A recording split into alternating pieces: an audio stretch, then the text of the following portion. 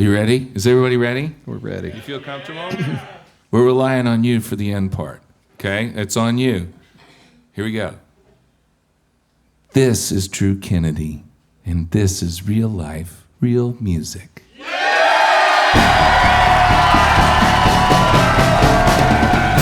Real life, real music radio with your host, Kyle Hutton.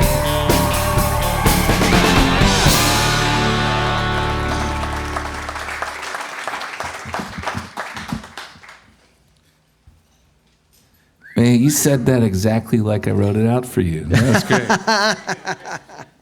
Okay. Hi, everybody. So some of you, like, you were hanging on the word Drew. Because for anybody that was here last week, I introduced our next upcoming guest as Drew Womack. And Drew Womack, founder of Sons of the Desert and now the front man for the band Lone Star, did not realize that his new band would be flying out today. He thought it was going to be tomorrow. So in a moment of brilliance, I decided, well, let's not confuse him with the first name as well as the last name, Smart. and let's move Drew Kennedy from the fall to this date, and then we'll move Drew Womack to his space later, where hopefully, if we give him long enough, Drew, he can get his calendar straight. Yeah, that's smart. Yeah. That way you only have to change half of the marquee, That's exactly right. That's exactly what I was thinking. So thank you for coming and hanging Sure, out with my us. pleasure. It's always great to have you. I'm gonna ask you a bunch of questions and we'll have some cool conversation, but I wonder if you would just pick a song and kick things off for us tonight. It seems like a good way to start it. I will do my best to make it to anything that you were a part of, sir, so thank you for asking me.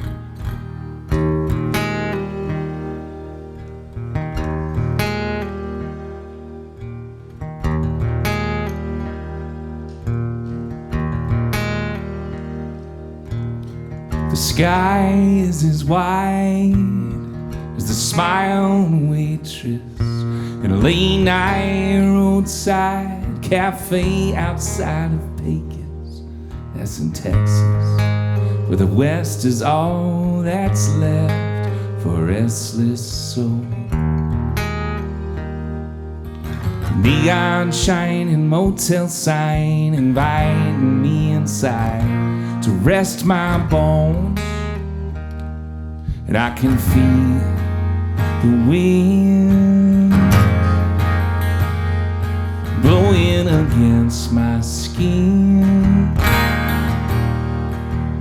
How long has it been?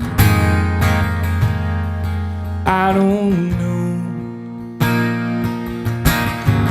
Since I felt alive behind the wheel.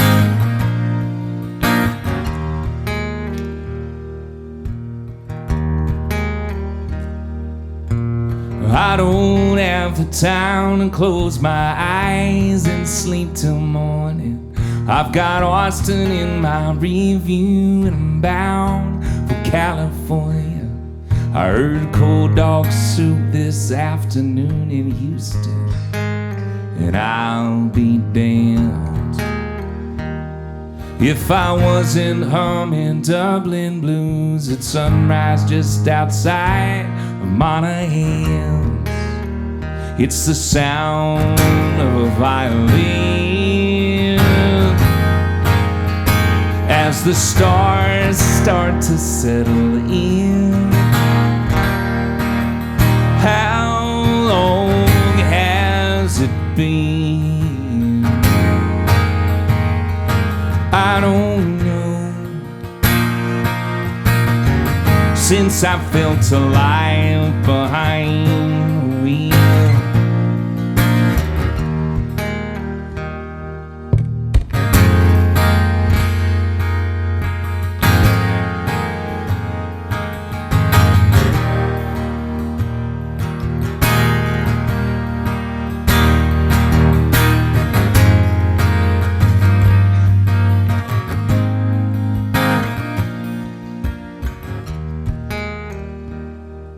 I can feel the wind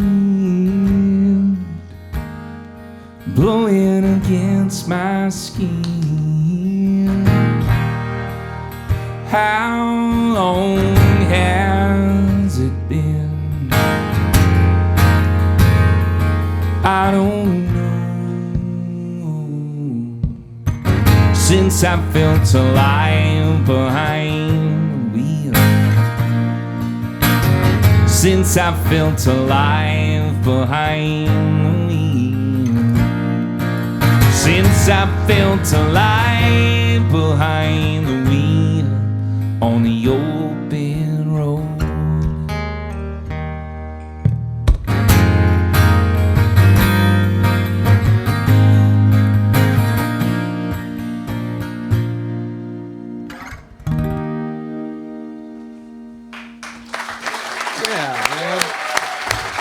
Thank you.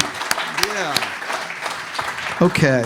So I'm going to jump right into this. I mean, you've done the show. Let's do it. You've done the show enough times that I've probably asked you all the real obvious questions in the past. So I'm going to dive down into some things I want to understand a little better, because, one of the things I watch with you is how you move through the music business, at least that the sphere that I have access to and can watch.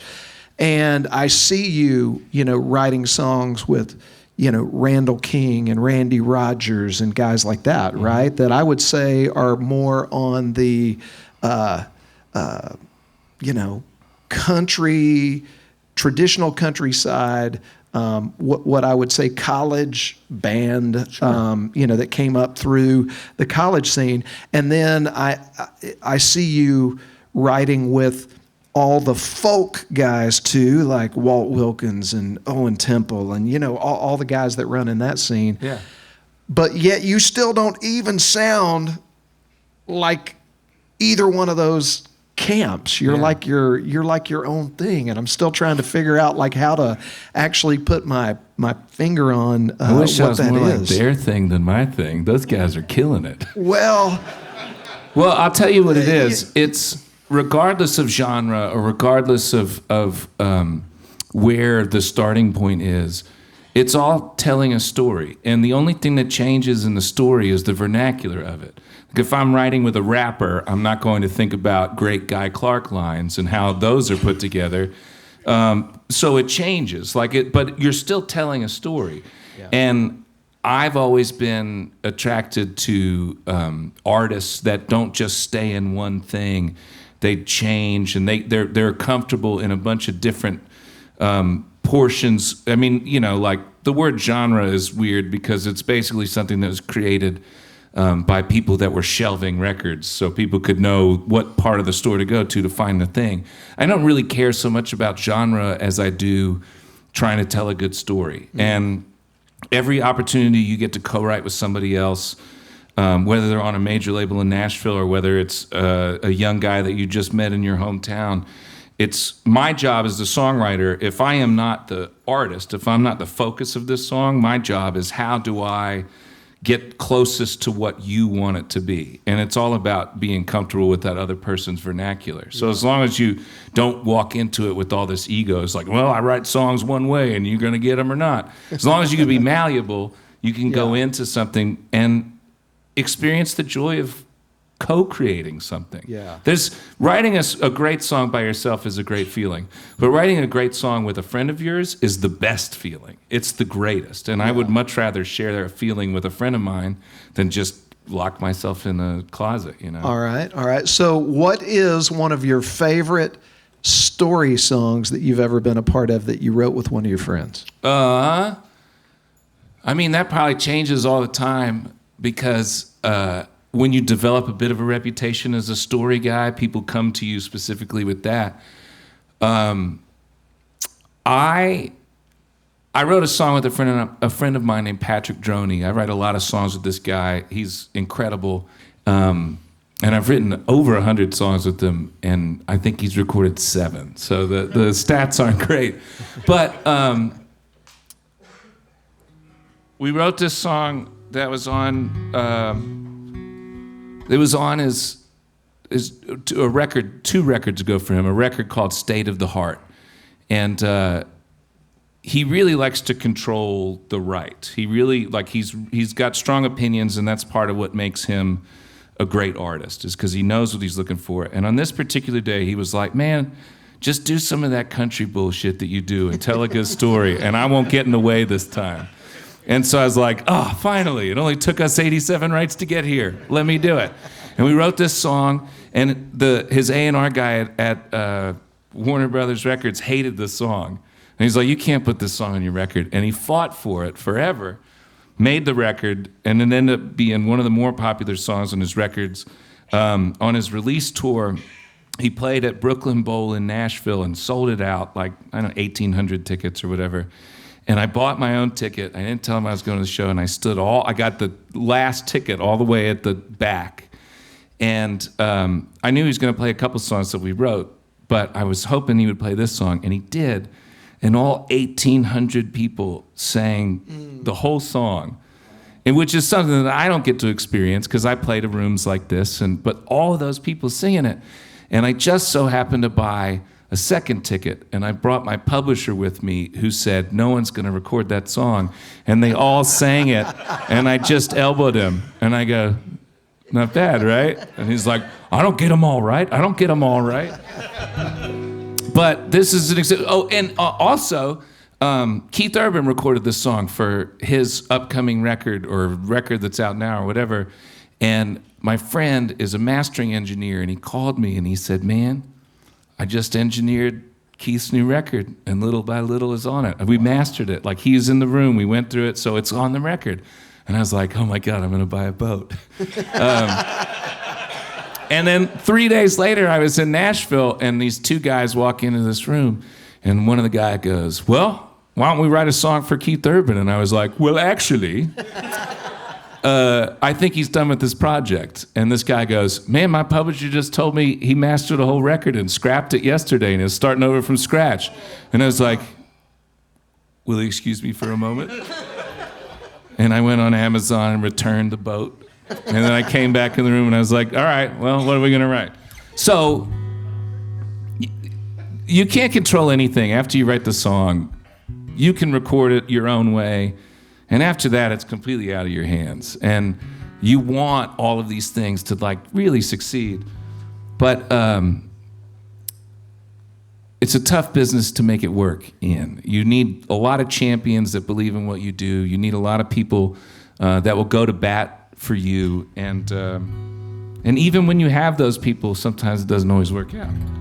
But you just get back in that room after you cancel your Amazon shipment of your new fishing boat and write another one and hope that it makes Keith Urban's next version of his record.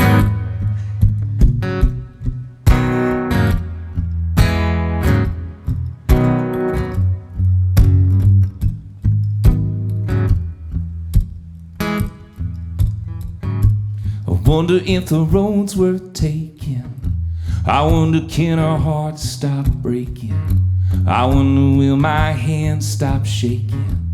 I wonder, will I get there soon? And if there is a destination, I pray to God I find the patience. In the end, hope I'm not saying, what have I done? Guess it was a trick of New Mexico lights. Caught a glimpse of you in the corner of my eye, but there wasn't nothing on the passenger side, wasn't behind me. And little by little, baby, you forget me, little by little, baby. And now regret these little by little, baby. It's like I'm losing you, and I can see the proof in the rear view. Little by little, baby, it goes little by little, baby. I stay between the lines on the pavement, watch the colors in the sky as they're fading. It's like the mile marker signs have been waiting for me to pass by, and it hit me in the night like a hammer to the heart. Pack what I could find in the back of my car, watch the sun, wipe out the Arizona stars. Kept on driving, and little by little, baby, you forget me, little by little, baby. And I regret this little by little, babe. It's like I'm losing you, and I can see the proof in the rear view. Little by little, baby, it goes little by little, babe. And this is the part where he plays an incredible solo.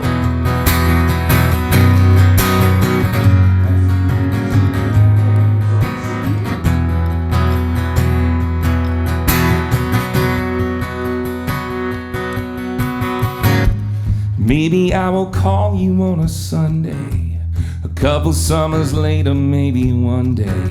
Out of luck, out of love, out of highway, and I'll say, what have I done? And you'll say, it was little by little, babe. I forgot you little by little, baby.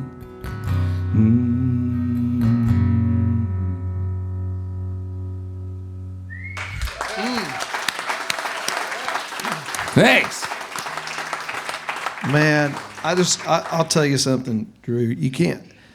I can't control anything about Keith Urban. I know. Especially my wife. I can't either. Let me tell you, I'm going to tell you a quick story about what happened. Our friend, Radney Foster, Keith Urban was coming to the Toyota Center, and I thought it might be a good idea that use that connection. Use that connection to impress my wife. Yeah. And so I called in a favor. Radney called Keith's management. We got to go down into the downstairs area of the Toyota Center backstage, and we got to go back and we walked over, and I was talking to Keith's road manager, and I looked over, and my wife was hugging Keith Urban tighter than I'd ever seen her hug I love that. And I said, be careful, he's small. I know, he is small, but he smells so good. He's the best smelling human being I've ever been around in my life. Did she tell you that? It's intoxicating. I'm like, come here, you little leprechaun. You smell so, let me get a whiff of that. You know. But I'm not kidding. Tara got a really good hug, or the other way around. I think Keith got a really good hug from Tara. And so I did get some points. But it didn't sound like he thought so too. It was so close to being one. It was so close, it was almost a boat. Oh, man. So anyway, sorry. I wouldn't have bought a boat. I had to try to end that story with a little bit of humor there. So tell me about the Huey Lewis cassette tape on your... I love Huey Lewis in the news. Right? I love like Huey Lewis and Bruce Hornsby in the Range. I love all that stuff. And I got all these gizmos down here, but there's a Huey Lewis cassette tape on my pedal board. It's Velcroed there. And the cassette tape is in it. Josh Grider found it at a thrift store when we were on the road one day for 50 cents, and he bought it to me. And so whenever an astute sound guy's always like, what's the Huey Lewis cassette down there? And I said, that's the most integral part of my sound chain. It's just a cassette that I put on there because I felt like it was... Awesome. Sports is a great record. That is a great That was record. A great band. So every once in a while I look down and there's Dreamboat Huey Lewis looking up at me.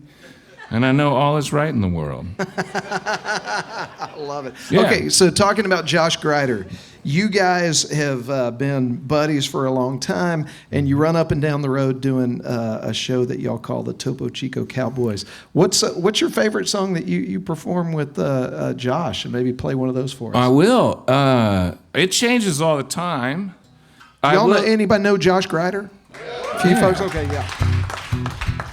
yeah. We were named that by a heckler one night. We were telling a story about how we didn't add up to these real cowboys we were around and how we felt like maybe we were culturally appropriating their look because we had cowboy hats on. And somebody in the audience way in the back said, that's because y'all ain't real cowboys. You're Topo Chico cowboys.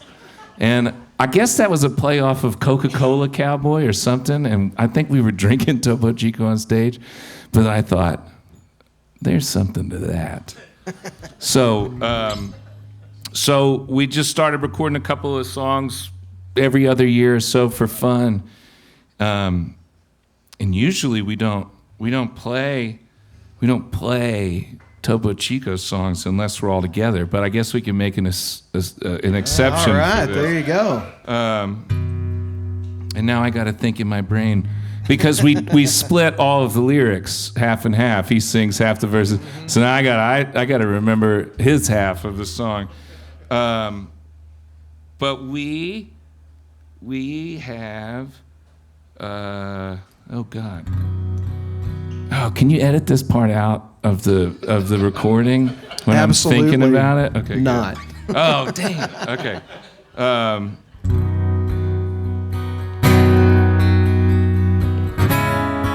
I think I can do this one. When we wrote this song because Josh decided that we needed something to explain to everybody what a Topo Chico Cowboy was. And he said, what we need to write is a manifesto. And I said, first of all, that's not the word. The Unabomber had a manifesto. People don't like that word. What you're talking about is a mission statement. So this is the Topo Chico Cowboys mission statement. To the best of my abilities. If you can get down with this, you can get down with us. He's got a hat, ain't got no cattle, but he rides tall up in the saddle. He knows the highways, he knows the back roads. He's known from PA to old New Mexico. And if you see him coming, he's coming for a good time. He'll take a tequila with a little squeeze of lime. He's just a Topo Chico cowboy, living in the here and now. Boy ain't got no gun on his hip, ain't on no outlaw trip. He gets along with everybody from the city to the sticks, 'cause there ain't no need to be ugly when your beverage is extra bubbly. He ain't a rancher, ain't a wrangler, ain't a plowboy. He's just a Topo Chico cowboy. He's got an old song in his head, a Topo Chica in his bed. Pop a top and let it fizz.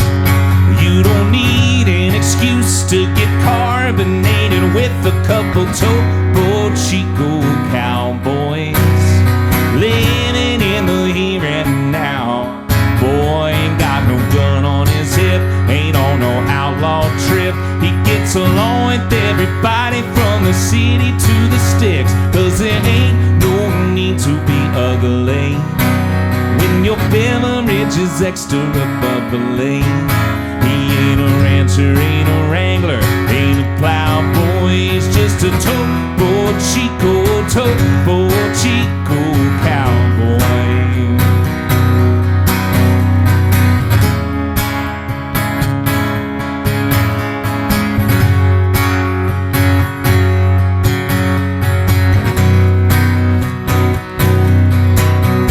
It's a lifestyle, give it a try.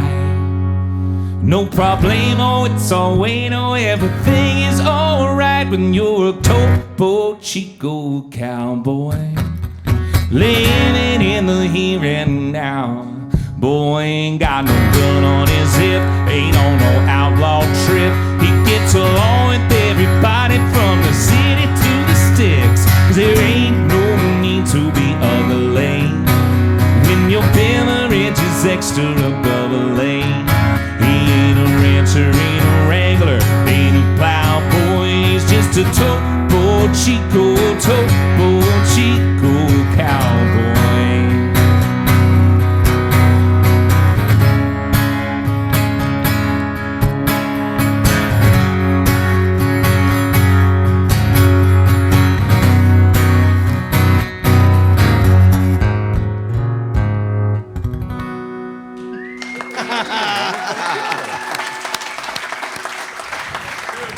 Ugly and bubbly. Yeah. I like it. Man, and you can lean into bubbly and make it sound just like Topo Chico, bubbly. When your beverage is extra bubbly. Oh, that's great. God, I love playing around with words. I'm sorry if I don't look too much at this side of the audience. There you guys are, because that light is right there. And if I look to my left, it's just blinding. But you guys look beautiful over there. How you doing? Nice to meet you. I'm Drew. Hope you guys are doing good. Okay, so Drew, one of the things that I think you and I have in common more than other songwriters that I've had the opportunity to hang out with is that you also love to curate musical experiences. And, you know, I know a lot of my buddies out there that have festivals that their management puts on for them or whatever, you know what I mean, and their names on it. But you, just like I have the opportunity to do here at the Stella sessions and in Real Life From Music, is you really enjoy the process of building something that provides an opportunity not only for you but for other musicians. Tell us a little bit about that side of your career and how it got started. It got started by asking to go play the Music Fest at Steamboat for 10 straight years and getting a no. And after the 10th no, I was like, man, I don't need some motherfucker to tell me I can put on a festival. I could put on my own damn festival. I could find a town that has ski slopes, and I bet there's a bunch of other artists that got told no. I'm sorry, I shouldn't have said that word. Is this broadcast on the radio? No. Okay, good. It is edited for rebroadcast. Okay. But that's one of my favorites. That will be on YouTube because they don't discriminate against words. Sorry about that. Chill, kids out there, don't. But I got tired of being told no. And one of the things that is true about all of the creative people, regardless of what their expertise and creativity might be, is that at some point, most of them have arrived at a position where they realize that if no one will give them permission to do it, well then damn it, they're just gonna do it anyway. And I got tired of waiting for somebody to tell me I could do this thing when I could have always done this thing. And maybe at the beginning it would have lost money or it would have been tough to get it off the ground, but it doesn't mean that you can't do it. And so I started doing it, and it started to work out. I started putting together, the first festival was the Red River Songwriters Festival. The Red River Songwriters are playing at Michael Hearn's second Bryan, Texas barn dance coming up. We put that festival on a couple of weeks ago. We just finished our 13th ever festival, so that's been going on for 13 years. And it's a core group of songwriters that put that on every year. It's Susan Gibson and Walt Wilkins and Josh Grider and Kelley Mickwee and myself. And so we do that every year, and we all kind of have an equal voting right on who we want to invite and who we don't. And then I splintered off to do this other thing 6 years ago in Marathon, Texas, one of my favorite places. The locals will tell you it's pronounced marathon, but come on. We use that word in the English language every day. This is what Texas does. I'm from Pennsylvania. I've lived in Texas for almost 21 years. I have noticed that you guys love naming very small towns with words that we regularly use in the English language, but coming up with an alternate pronunciation for the name of that town. Which I think is probably a defense mechanism so they can tell that you're not from around here, as if being one of the 386 people that, you know, live there isn't enough of a tell. But I digress. But there are so many talented people that if people would just hear them, they would say, I love that song. That's so talented. Like, I want to hear more of what that person is writing. And I think we've all felt like if we can just get somebody to listen for a second, we might have something here. But getting people to pay attention to anything longer than 30 seconds these days, but I mean, even before the social media made everything bite-sized moments of entertainment, asking someone for their attention is one of the hardest things you can do. And I thought that if I asked for people's attention and we put it in a beautiful location and provided some truly remarkably talented people to get in front of them, the next time I asked for their attention, they might say, well, you know, that last one was pretty good. Yeah.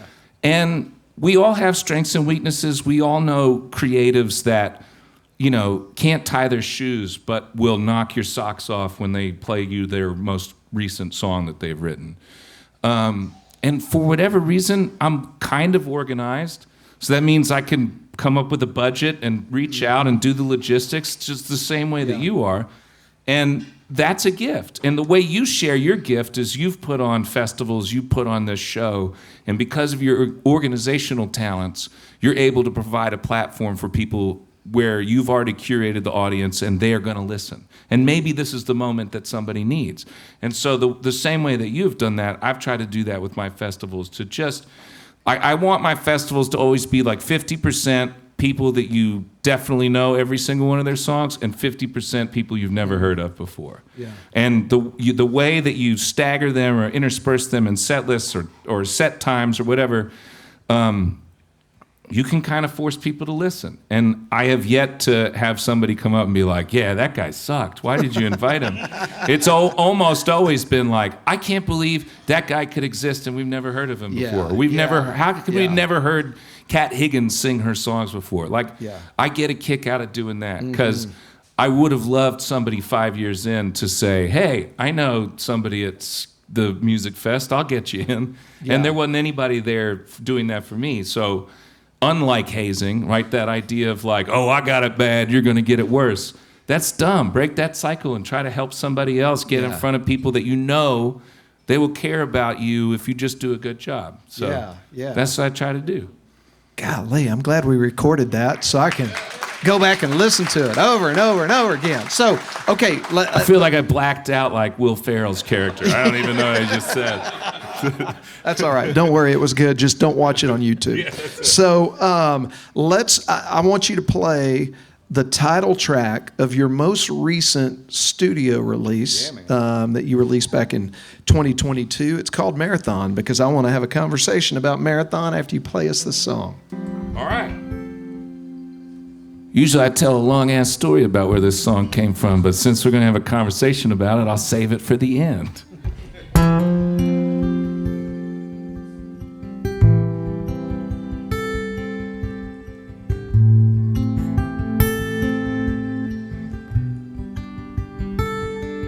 But I will tell you to start this, we're going to get into my truck in New Braunfels, Texas. And we're going to drive south on 35 to San Antonio. And then out of San Antonio, we're going to take Highway 90 towards Del Rio. When we go through Dehennis, Texas, we're going to wave at Jamie Lynn Wilson and her 18 children. And then we're going to keep going until it hits Del Rio and Highway 90 takes a hard right and it follows the border for a long time. And you go through the desert. There's buildings there, but there's no people in those buildings anymore. And I wonder, on a summer day when you're driving through and it's 110 degrees, why anybody thought it was a good idea to build anything here. And you go through this little town called Sanderson, and about 30 miles west of Sanderson, it goes from desert to this lush grasslands with these huge mountains. And you get to this little town that really has no right to exist anymore, but somehow it still does. Highway 90, driving due west. The border line is dead left, just outside of Amistad. And Langtree ain't seen more than Roy Bean holding court in the light green and dust white Fords on the day watch. You can drive 110 from Dryden to Sanderson. And it doesn't really seem all that fast. Up the edge of the canyon, past the Longfellow Ranch, to the mesas give way, to the long gold grasses of Marathon. Ooh.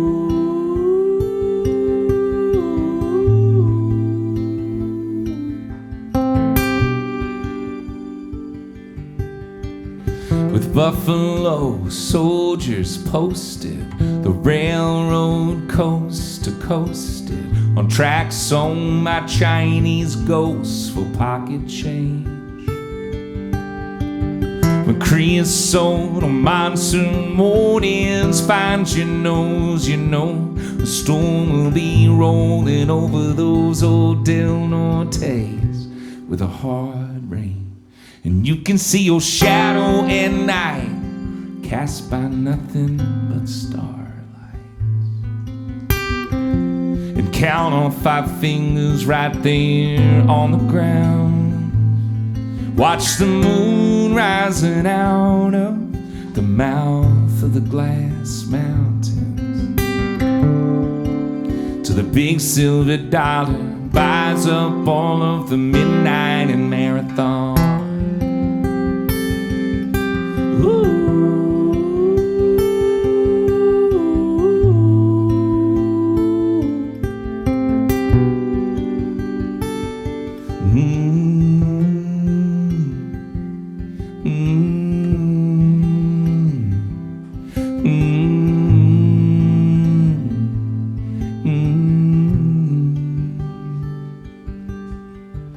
The arrowheads are Apache and Chico, and the lightning brand ran from here to Boquillas.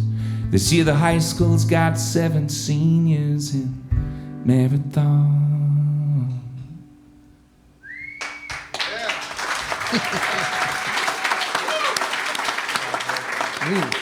They put banners up on Main Street every year that have the seniors that are going to graduating from Marathon High School. Yeah. And when I wrote the song, there were 7. And then next year, the record came out, and there were only 3. And I was like, man, I always try to be conscious of not, like, numbering stuff so things become obsolete. Like, an 18-year-old right now has no idea what "here's a quarter, call someone who cares" means, you know? So I always, like, think about that. And I was like, damn, this song's already obsolete. But I stuck with it. I do have an alternate, but this year the high school's only got 3 seniors in marathon. And it was 2 guys and 1 girl, so that must have made for an awkward senior prom.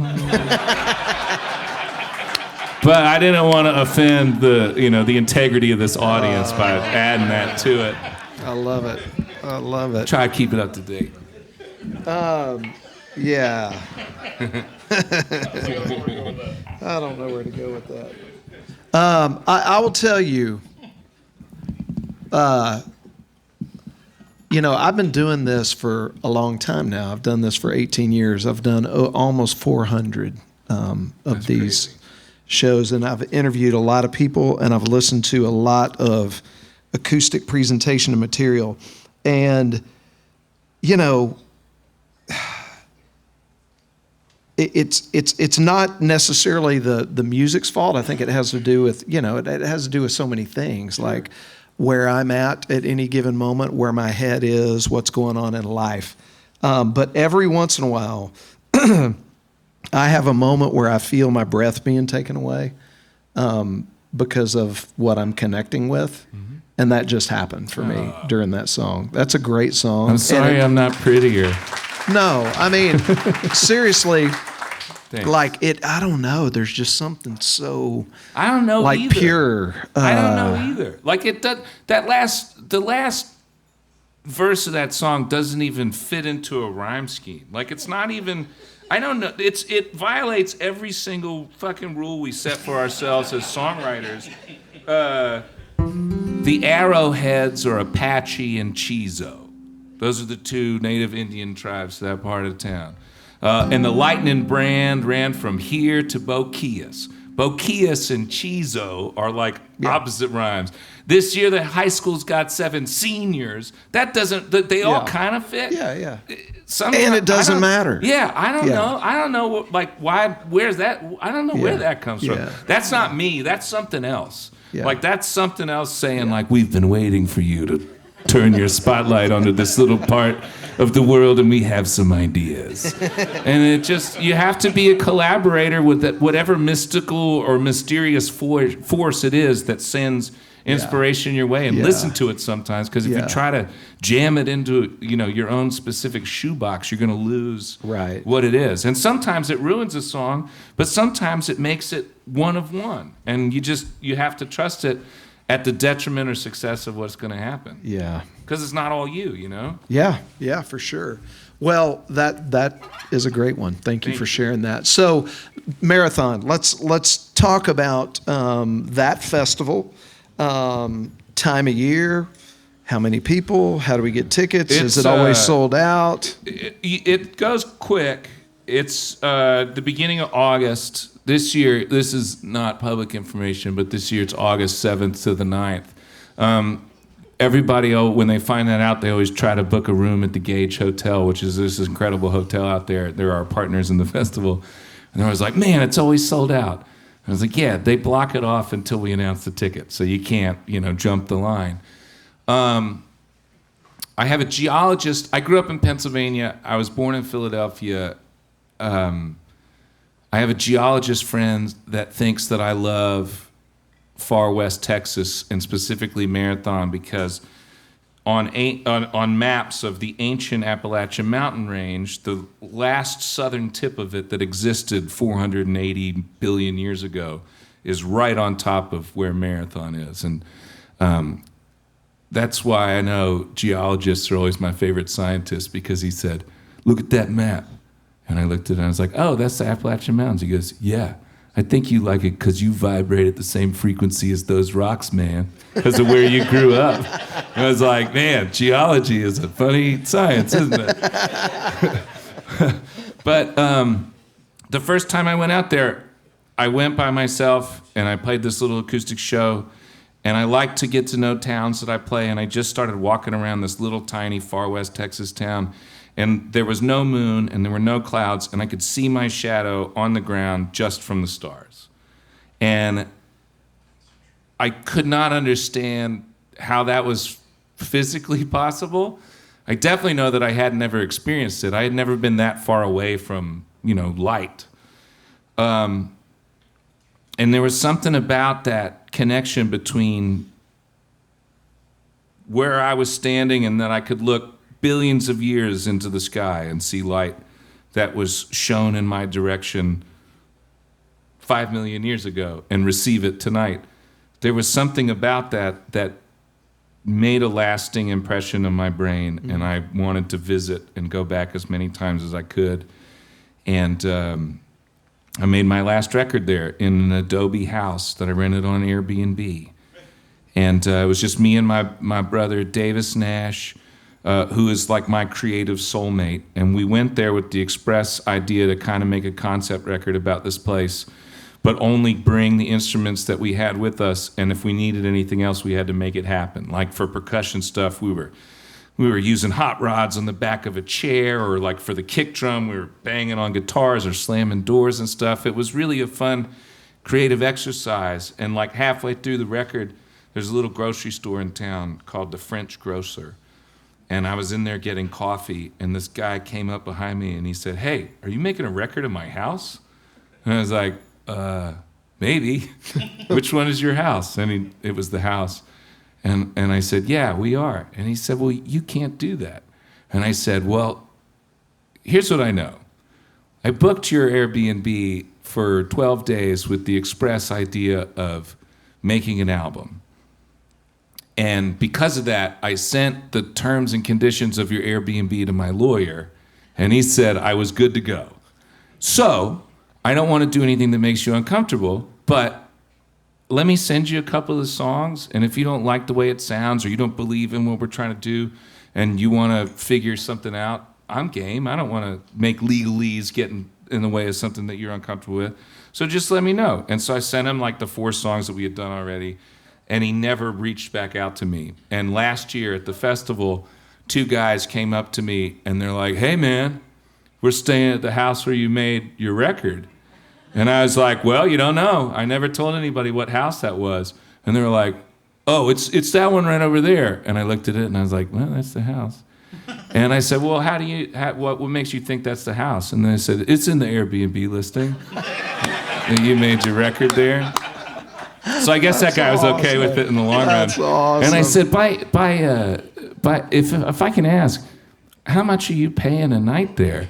And it was double what I paid. So maybe he owes me a cut. I don't know. Yeah, I think he probably does. But we made that record with all the doors and windows open, and that's not usually the way you want to make a record. But I just wanted it to be a thing where you could listen to that record from top to bottom and not even pay attention so much to what's going on, but let it just relax you or zone you out or transport you somewhere. You know, like you're not always going to change the world with every song that you make or every record that you release. But if you can just make someone's day better, that's a pretty damn good reason to do it too. Well, I think one of the ones that you kind of knocked it out of the park on that people love is the West Texas Cloud Appreciation Society. So speaking of the sky out in West Texas, why don't you play that song for us? This is a lesson why you should always trust the people that you trust. My friend Bobby Hamrick is a genius. He's one of the couple of geniuses that I truly think that I have met in my life. And when you're a seasoned songwriter and people I wrote it with Bobby Hamrick and Josh Greider, and when people start suggesting stuff to you, that's how it goes. When people start suggesting stuff to you and it sounds like it's a bad title, if you've been around for long enough, you can be like, yeah, man, I don't think that's it. But when one of the geniuses that you know is like, hey, man, I think I want to write a song today called West Texas Cloud Appreciation Society. Your first instinct is, that's not a song. But then your second instinct is, well, how would that go if you wanted to write that song? He's like, I don't know, like what if we're just up on horsebacks like three amigos and we're wandering through the desert and we're whistling, you know? And I was like, all right, I'm in. Whatever that is, I'm in. Somebody did a fundraiser for the Marfa public radio station, and they made these T-shirts that said West Texas Cloud Appreciation Society. And they made an Instagram handle for it and everything, and people just post pictures of clouds. I'm a big cloud guy. I got a lot of clouds on. I like the clouds.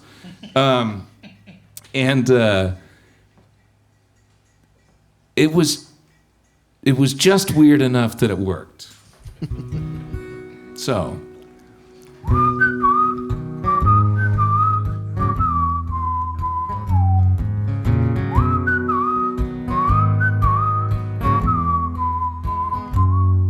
If you look out your window and the view's got you bored, and the ceiling above you is somebody's floor, and what sky you can see is just a sliver between the gray of the buildings and the green on the trees. Join the West Texas Cloud Appreciation Society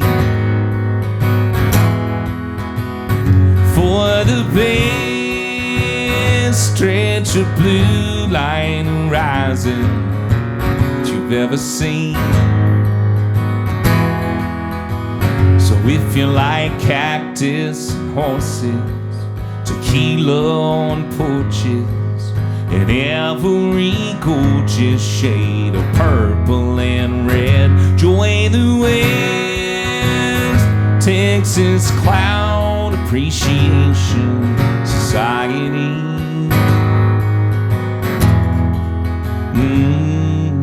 'Cause this world needs more sky connoisseurs who eat all of their TV dinners outdoors, out where you can always look up and get lost. So if you're a fan of God or Bob Ross, join the West Texas Cloud Appreciation Society for the best stretch of blue light horizon that you'll ever see.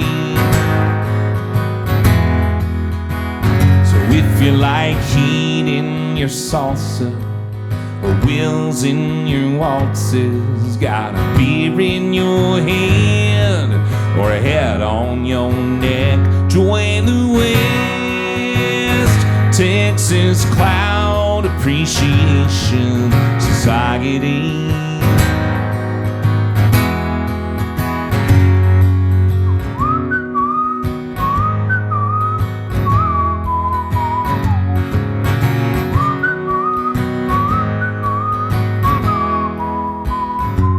If you like cactus and horses, tequila on porches, and every gorgeous shade of purple and red. If you like heat in your salsa or bob wheels in your waltzes, got a beer in your head or a head on your neck. Once you look up, you won't ever look back. Join the West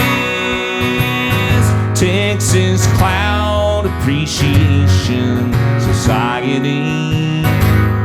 Take it from me. Join the West Texas Cloud Appreciation Society.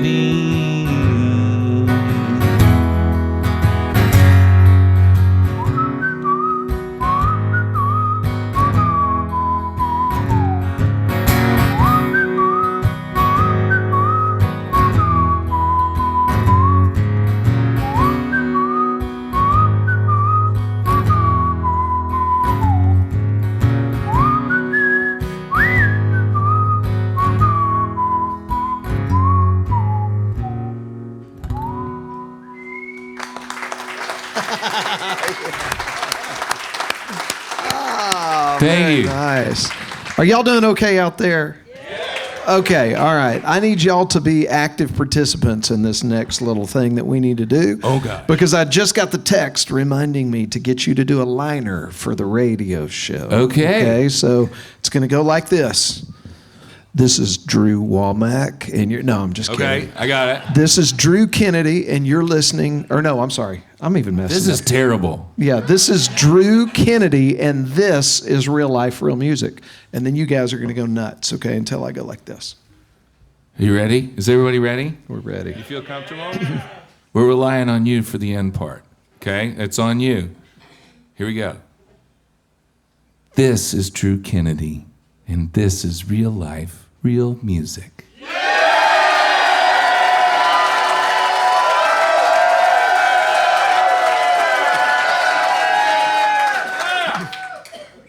Perfect. Man, if it could only be that easy every time. Yeah.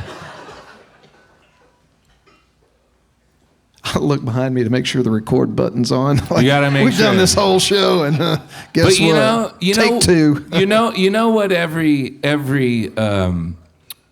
thing needs is some off the menu underground experience. Like, man, we went to that show with Kyle and Drew, and they didn't record it, and it was the best one they ever made.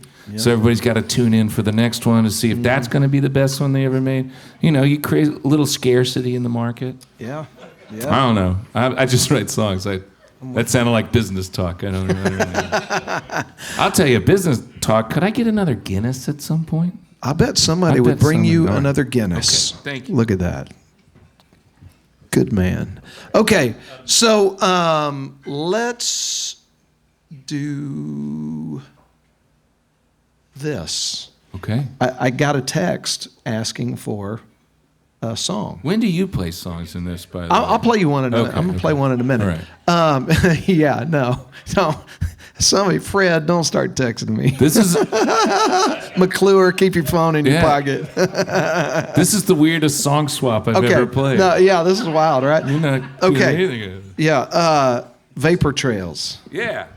This is such a great song. Tell the backstory on this one. Oh man. I wrote this song. I started writing this song. I got a flat tire somewhere between Menard, Texas, and Eden, Texas, on my way to play in San Angelo. In my much younger years, we'd all play this place called Blaine's Pub. And Blaine Martin was like the last of the Wild West concert promoter, larger-than-life dudes. Like, Blaine Martin would raise $250,000 every year for the Concho County 4-H Club. And because of his charitable endeavors, everybody would ignore the fact that he had like 7 DUIs. Because he always gave back. Because he's like, he talked like not even a real human being. He's like, well, you raise a bunch of money, you let you get away with anything. And so, like, Blaine Martin this is the guy that owns this bar that I'm going to play. This guy got his, like, 900th DUI, and finally they were like, listen, dude, like, this is it. Like, you've already, like, tripled the number. Like, this is it. Either get sober or the state of Texas is going to confiscate your bar. And a rehab facility in San Angelo found out about this court order and offered to be the place where he got sober for free if they could advertise that they were the place that got Blaine Martin sober. And so Blaine does it because he's a carny at heart. He ran away from an orphanage at 14 to join a carnival. That is true. So he's a carny at heart. So he takes the deal. And he's been sober for 8 months, and I go out every once in a while, and I play Blaine's Pub, and he's doing great. And he calls me one day, and Josh Greider and I are supposed to play out there. And he goes, hey, you guys show up at 11. And I was like, p.m.? We're supposed to start at 10 p.m. And he goes, a.m. I was like, Blaine, that's... He goes, hey, it's my bar. Show up at 11. So we get up early and we drive out to San Angelo and we get to the bar and there's nobody there. And then all of a sudden he comes around the corner in a Lincoln Continental with bullhorns on the hood. And he rolls down the window and he goes, get in, boys, we're going to Mexico. And he drove us to Acuna, Mexico for lunch, 2.5 hours away. And when we get to Acuna, we go to this place called Crosby's. And these, it's like a old school border town feel. These guys come out in like white tuxedo jackets with tails and gloves and stuff. And the waiter comes out and Blaine goes, fajitas El Presidente and 3 margaritas. And the guy's like, yes, sir, right away. And the guy leaves.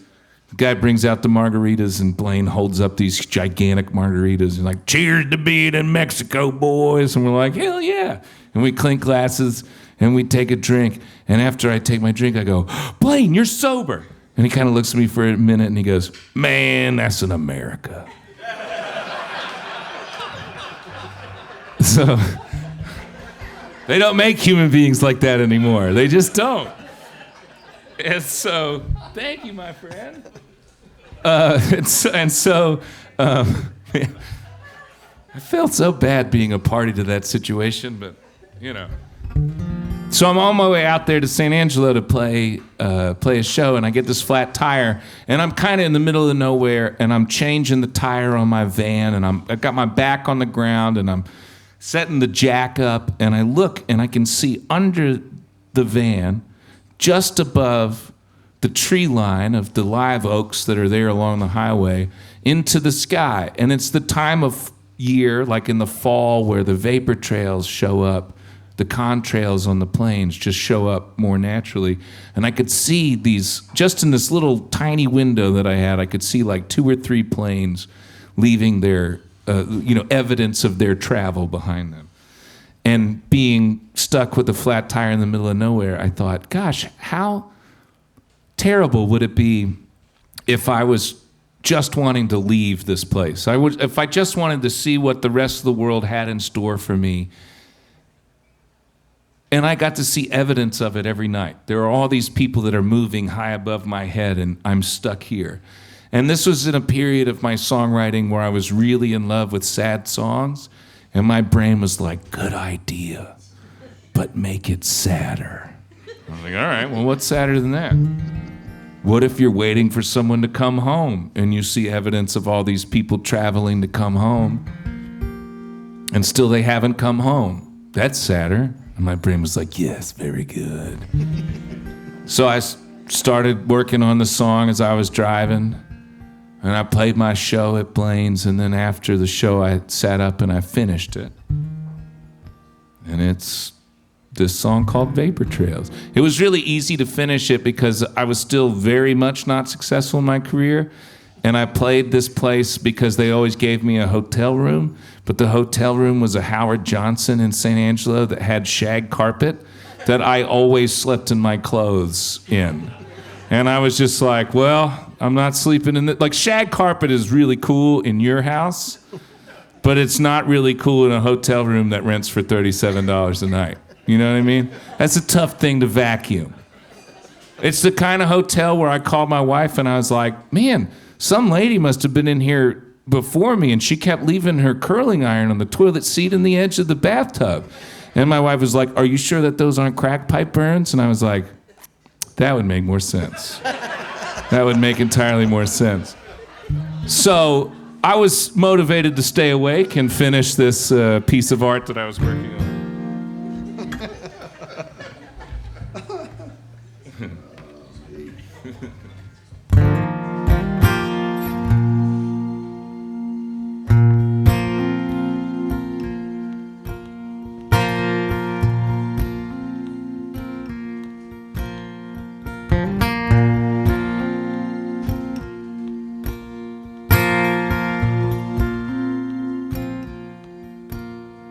I'm 10 miles west of nowhere,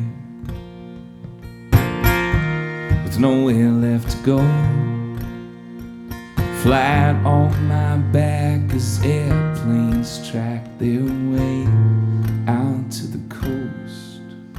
And I don't know why they paint up the sky with their vapor trails. Maybe in falling space they can follow them home. And if they can, why can't you? Take a look up at the sky. You can choose from 100 lines. That's what I'm gonna do. If I could not find my way back home to you,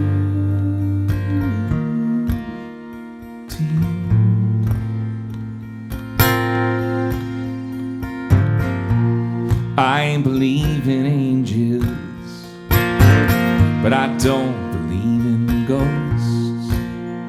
'Cause I'd rather fly if I'm gonna die than haunt this house alone. And if I were out there on a wing and a prayer, and I could see some other wings, I'd let them back home. And if I could, why can't you? Take a look up at the sky. You can choose from 100 lines. That's what I'm gonna do. If I could not find my way back home to you,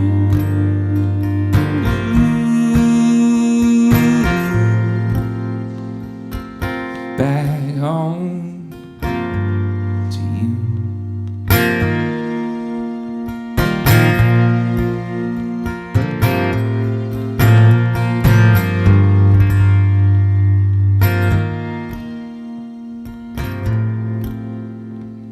If I could, why can't you? Take a look up at the sky. You could choose from 100 lines. That's what I would do. if I could not find my way back home to you.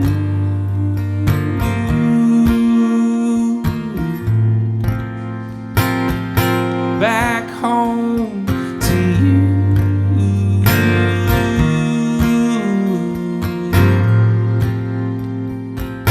Back home to you. Back home to you. Back home to you.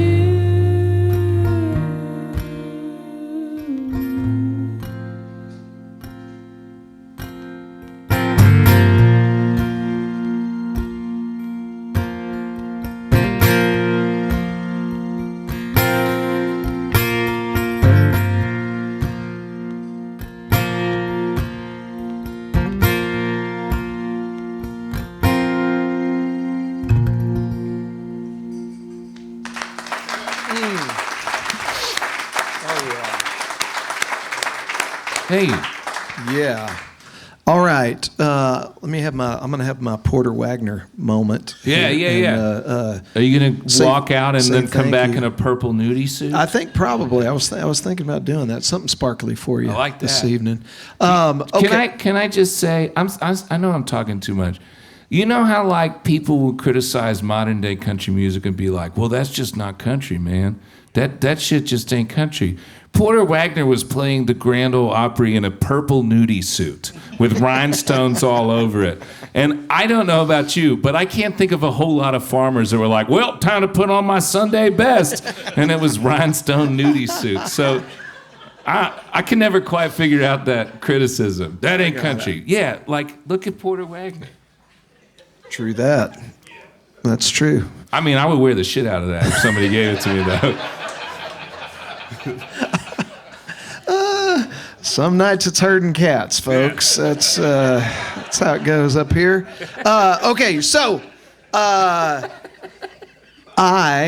some of you were here last week, and we had a couple of young guys that played some songs for us afterwards, and I want to use this moment to talk about my friends over at CC Creations, because my new buddies who just started a duo, they reached out to CC Creations, who put them in touch with one of their amazing graphic designers. And these kids, I got to watch them get so excited, because this last week they came to me and said, Kyle, look, they gave us like 12 pages of designs of T-shirts and hats, and we can afford like 4 of them. But no, CC Creations, like, yes, I mean, they are if you ever get a chance to go see their facility, I mean, they've got this thing dialed in. Yeah. It's like 40,000 shirts a day dialed in. They're the OG of Texas merch, Texas music merch. Dude, I mean, no doubt. Yeah. But, like, I mean, it goes much further than that now. What was birthed here is, like, all over the world now as far as entertainers outselling their stuff. But these guys, the spark in their eyes when they got to see their T-shirts that they're going to hang up at their merch booth and sell and help them put gas in their tanks and go up and down the road. It's not just the fact that they've got this, spaceship of a manufacturing facility over there, but it's that they have the people that can put the heart and soul into the designs that actually turn it into something that's making us money. So CC Creations, thanks for sponsoring this. Thanks for all the help that you give all of the musicians out there running up and down the road. And then my friends over at Blue Forge Alliance, man, I watch everything that's going on. I try not to watch all of it because it scares the crap out of me, to be honest with you. If you keep too close of a pulse of what's going on, not only in our country, but in the world. And Blue Forge Alliance spends their days and nights working to make sure that we have what we need here to be able to be protected and have the right to assemble and have the right to do the things that we do peacefully and safely. And they're located right here in Bryan, Texas. I mean, you could throw a rock and hit their building, but they bring in people from all over to come in and work with them, enjoy the Stella sessions, and learn what Bryan, Texas is about. Y'all are great ambassadors, not only for this city, but for the American way of living. And I appreciate that you guys spend your time every day thinking about how to help us be able to be who we are. So Blue Forge Alliance, CC Creations, thank you guys so much. Okay. Oh, all right. Not just a pretty face. You talking about my wife again? All right. So I've written one song with Drew Kennedy. You did Hurt too. Well, listen, the writing appointment meant a lot to me, and it was a over Zoom writing appointment because it was during the time of the pandemic, yeah. And you know, I was going to try to just man up, right? But we get on the Zoom, and Drew looks at me and he goes, "You have COVID, don't you?" I'm like, "Yeah, I've got COVID," but you know. I'm not going to breathe on you through the computer. Can't do it. So let's write a song. So we did. We wrote a song, and one of the first places that I got to play this was, and I'm going to say this too, real quick, just and you know, date stamping something here. But I like that you're introducing it like so formally, and they'll hear what the song. They'll hear what it's about, and they'll be like, "Wow, he really played that one up." Yeah, didn't he? Well, the first place I ever got to play this song was at Big Cabo Fest, which was very appropriate. You'll understand after I play it. But Big Cabo Fest is put on by my buddy Roger Krager and his friend Kevin Fowler.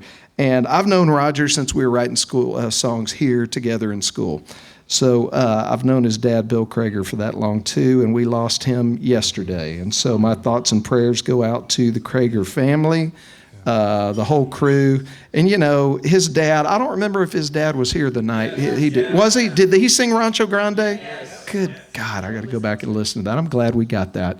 You know, I don't know exactly how old Bill was. He was 90 straight up. I mean, he was a Green Beret. He was something. And that guy got up on stage and sang and drank beer and tequila and, you know, liked to hug the ladies and that kind of stuff till he was 90. So God bless Bill Krager, and he was just a good dude. So anyway, Drew Kennedy and I wrote this song. I'm going to see if I can pull it off here.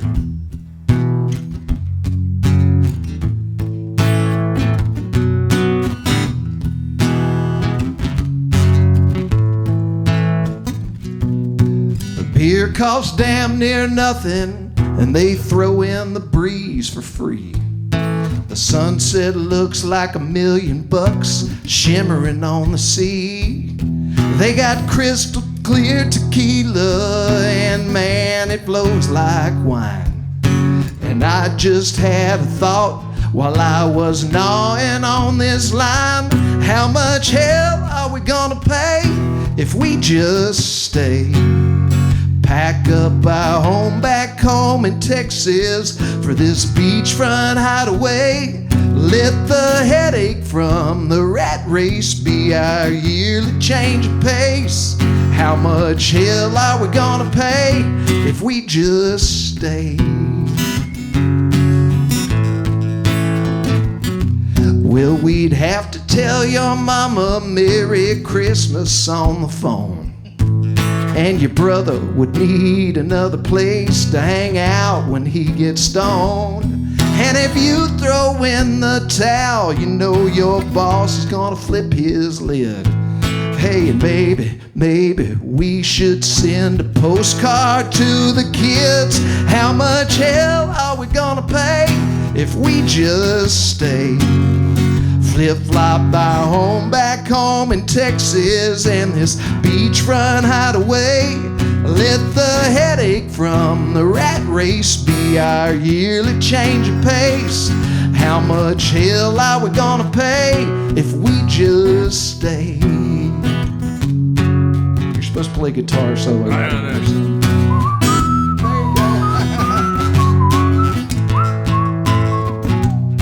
You know what's fun in the sun and the beach right here? Asking this question every single year. It always happens for Tara and I after about 3 days on the beach, and we've got 2 more till we go back home. And so we ask, could we pull it off? How much hell are we gonna pay if we just stay? Flip-flop by home back home in Texas, and this beachfront hideaway. Let the headache from the rat race be our yearly change of pace. How much hell are we gonna pay if we just stay? Yeah, if we just stay.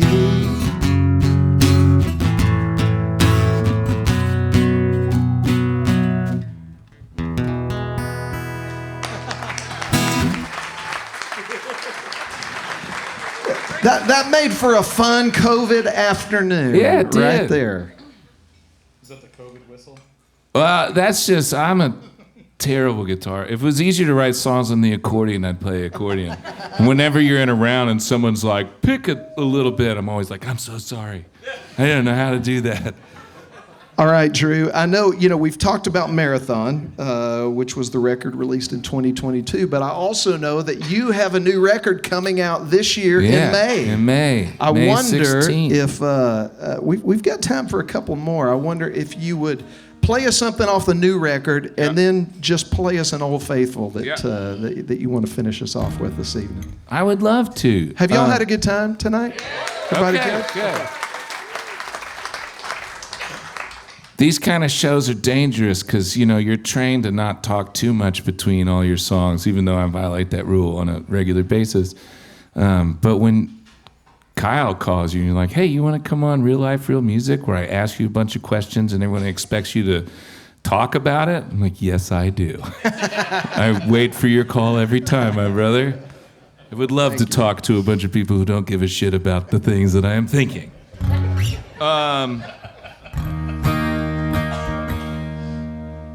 I wrote this song about my great-grandmother. I never met her. She came from Ireland when she was 19 in 1919. And the part of Ireland where she grew up in is breathtakingly beautiful.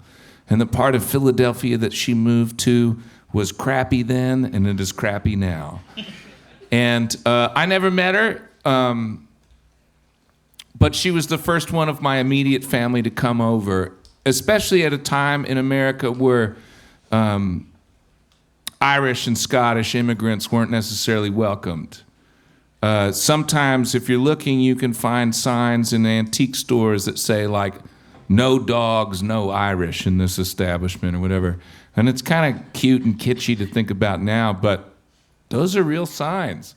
And she came over as a young woman by herself to try and make a better life for her because they didn't have a lot of food going around. There was political unrest in Ireland at that time, and there just weren't a lot of prospects for a young woman to make something out of herself. So she came across the ocean. And it's only a couple generations removed from no dogs, no Irish. And then next week, everyone's going to get real happy to get drunk on St. Patrick's Day, aren't they?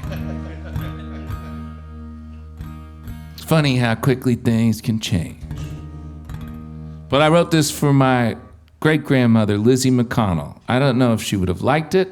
I don't know if she would have said, none of that is true. I don't know. But I figured a woman that brave, at least if she had a great-grandson, at least her bravery was owed a song. So I wrote this.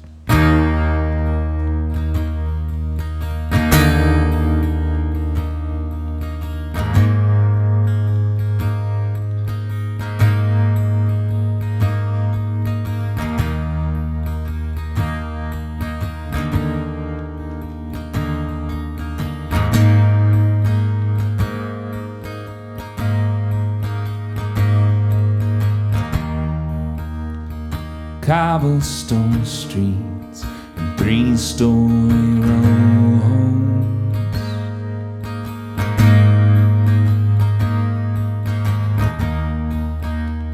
We traded the green for new cell phone clothes. You were still kinda aimless when you got to town, but little by little you figured it out. Don't like what you see when you look out your window. You take a drink, cleaning up the dishes in the sink. There's no point in wishing, Lizzie. Think, what could you have done to make it different?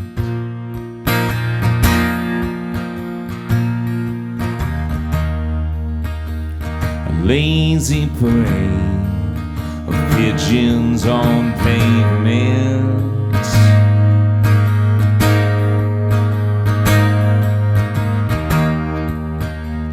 You admire the way they make you look painless, so unwanted, unwelcome, but too dumb to know. Pride is a bitch when you swallow it whole. You know it's a sin, but you hoped you could save it. You take a drink, cleaning up the dishes in the sink. There's no point in wishing, there's a think. What could you have done to make it different?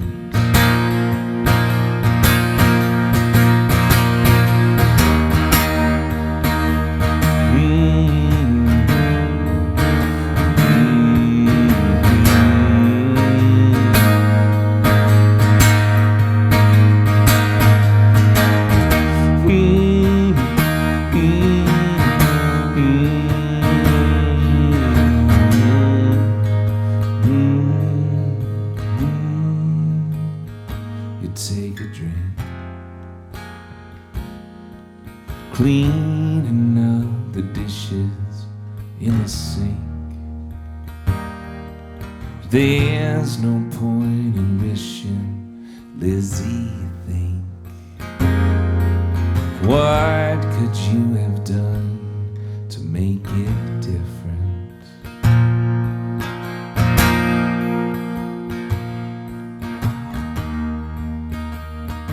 Cobblestone streets and three-story homes.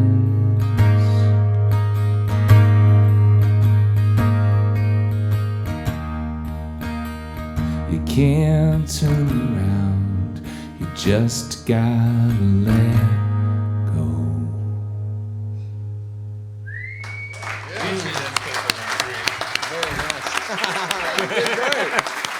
Thank you. Did y'all have a good time tonight, folks? Man, what a great time. Drew, Kyle, thank you for having me. You're so good at what you do. You have always been somebody that I admire in a business full of people where sometimes it's hard to find people to admire. But you have always been one of those guys where I thought, that guy, he sees what he's doing. He knows the people that he is helping. He puts others in front of himself. And I'll tell you, like, asking a songwriter to put others in front of themselves is nearly an impossible game. And Kyle does it so well. He is, whether you know it or not, he has been able to help so many kids express themselves through discovering music. He has given so many worthy artists a platform to get up on stage and be introduced to a new audience.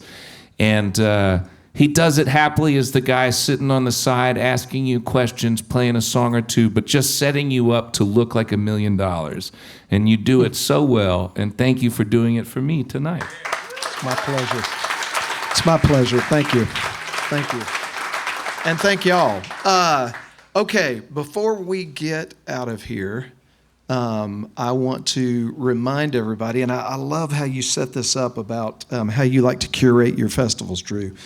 I mean, if y'all haven't figured this out yet, I take it very seriously who I put in front of you. Yeah. Okay? So if you look at the upcoming event sheet and you see somebody you don't know, I hope you will see that as an invitation to make sure you're the one sitting in that seat. Yeah. Because I can promise you, if you don't know Paul Thorne or Jason Eady or Eric Pasley or any of the people that are coming up next, That's a murderer's row. you got to be here, man. You got to be here because it's going to be amazing. So thank you to all of you who bought tickets before we ever even announced a lineup. I mean, I take that so seriously. Beautiful. That I better not screw that up. So Blue Forge Alliance, CC Creations, thank you. My co-presenters of this event, Lake Walk, the Stella Hotel, Destination Bryan, and because you're sitting down front, I'm going to thank Mr. Mayor, Mr. Register, you're right over here behind this light, I think. City council members there. I don't know if y'all realize this. I mean, there is something really cool going on in the city of Bryan right now The as it mayor's relates here? to music. He's sitting right there. God, if I would have known that at the start, I would have been so nervous. I wasn't going I'm to glad tell you you. saved it for the end. Hello, did. Mr. Mayor. Yeah, Thank you yeah, for having hello. us. So, yeah. So, if you don't have your tickets yet, you could hear the Red River Songwriters at Michael Hearn's Barn Dance. And I think it's March 27th, 28th, 29th. Am I getting that right? Okay. I think that's right. If you don't have tickets yet, you need to get them because I looked at the marquee the other day and saw who all was playing. Yeah, and good stuff. I counted at least over, that I know of, at least over 35 number one hits written by, 20 of them were the Bellamy Brothers. But I'm kidding. See, there's 3 mayors here. There's 3 mayors. Oh, yeah. Jason, Mayor was, and Andrew. Right there. There's 3 mayors here. And a judge. We're all a judge. She called you a has-been. I was not gonna me. say. I didn't say the has-been. Mayor That is, her. mayor was, and So- mayor has been. And there's a county judge here, too. Golly. I know. Mr. Peters back there. All right. Well, y'all just So, make sure anyway. you distribute your business cards thoroughly across the whole room. So That's right. Next time you get pulled over for running a stop sign, you'll be like, I know the mayor has been. You got a ticket on the way out there. I love it. I love it. But thank you. Thank you, Bryan, Texas, for being the amazing supporter of music that you are in this community. We love it here. So, with all that being said, Drew, you got to pick a song Thanks, and pal. take us home tonight. Thanks for letting me yap. I think the world of you. And I get so excited to meet new people and to share stuff and just talk. A couple of days ago, somebody said, my Uber driver in Nashville, I had a guitar, I got into the Uber and I was going to the studio to write a song. And this guy's like, you're a musician. And I was like, sure am. And he said, what do you do? And I said, I write songs. And he said, can I ask you a question? And I said, sure. And he said, where do songs come from? And I said, songs come from you. And he said, from me? And I said, yeah, you and everybody else I meet every day. Sometimes it's a gesture. Sometimes you say something brilliant and you don't even know it. Sometimes it's just getting to know somebody and learning their spirit. Sometimes you're on the road by yourself and you're getting dinner at a restaurant before you go back to the little theater that you're playing, wherever you are. And you just sit there and it looks like you're watching the baseball game on TV, but you're just listening to everybody around you. When people find out that you're a songwriter, they love to tell you their idea for a song. And I'm not discouraging it. but I'm here to tell you, you are never right. But then that person will be like, anyway, it's really nice to meet you. And then look at their buddy and say something, and as I'm walking away, I think, now there's the song. All songwriting is taking your influences and your experiences and the people that you meet and making it rhyme and hopefully giving it back to the people that inspired you, so that if just a verse or just a line or just a song helps you with your day, that is our job. And so I hope in between all the ramblings, I gave you a little bit of music that helps with your day, because that is our job. And so that's where songs come from. Songs come from people like my Uber driver and Kyle and everybody that decided to spend their Monday evening on a school night out here at this thing. Songs come from you. That's where they come from. It's no magic trick. You just got to listen. And it helps if you can, play guitar, sing, or whatever. But this is the song that I finish all my shows with. If you're tired of my bullshit, this is only 2 minutes long, so you're almost out of it. I wrote this in 25 minutes, and it felt like I was just hanging onto the pen. Thank you for listening to me.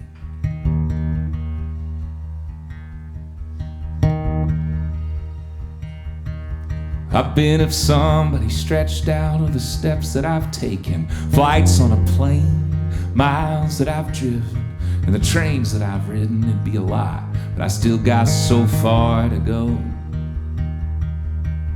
And if somebody added up every one of my blinks and the thoughts that I think and the beats of my heart and every synapse that sparks, they'd be amazed to see how little I know. All the money that changes hands all over the planet, man, on any given day. Isn't it so strange that we're all obsessed with counting and measuring up? But to what? As long as somebody loves you and you love somebody, long as dogs wag their tails and birds sing their songs, long as you can drink a beer or a cold iced tea, as long as you and your brother get along. As long as stars are in the sky and Santa's on the beaches, long as words are gonna rhyme and teachers wanna teach us, long as baseballs have seams and sleep in his dreams, you'll be fine. So count a little, but don't count a lot. Learn to measure so you can find the spot to cut a board, to build a boat, to make a mark on the doorway as we grow. As long as somebody loves you and you love somebody, long as dogs wag their tails and birds sing their songs, long as you can drink a beer or a cold iced tea, as long as you and your brother get along. As long as stars are in the sky and Santa's on the beaches, long as words are gonna rhyme and teachers wanna teach us, long as baseballs have seams and sleep in his dreams, you'll be fine.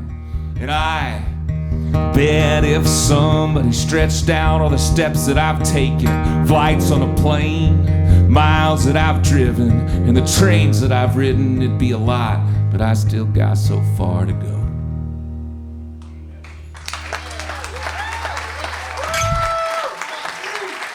Ladies and gentlemen, Mr. Drew Kennedy. Thanks for having me, Kyle. Thanks, everybody.